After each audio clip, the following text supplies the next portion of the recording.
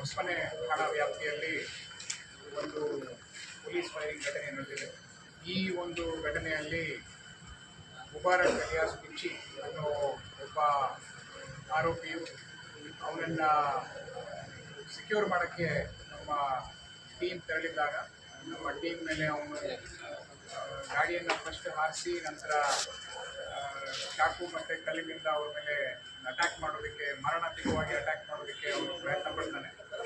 ಆ ಒಂದು ನಿಟ್ಟಿನಲ್ಲೇ ನಮ್ಮ PSI ಪೇಪರ್ ಡೌನ್ ಆದ ಕೃಷ್ಣರವರು ಅವ್ರ ಮೇಲೆ ಒಂದು ಫಸ್ಟು ಗಾಳಿಯಲ್ಲಿ ಒಂದು ಗುಂಡನ್ನು ಹಾರಿಸಿ ನಂತರ ಅವರು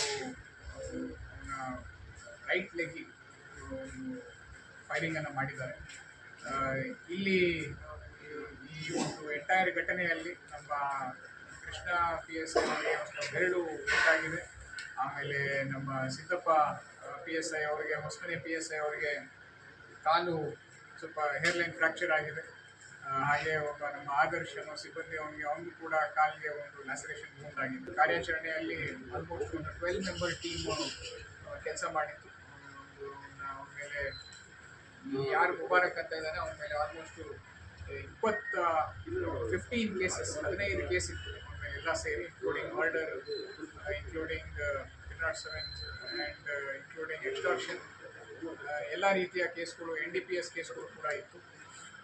ಈ ನಿಟ್ಟಿನಲ್ಲೇ ನಮ್ಮವರು ಎಲ್ಲರೂ ಒಂದು ಒಳ್ಳೆಯ ಕೆಲಸವನ್ನು ಮಾಡಿ ಅವರ ಪ್ರಾಣವನ್ನು ಒತ್ತೆಯಲ್ಲಿಟ್ಟು ಒಂದು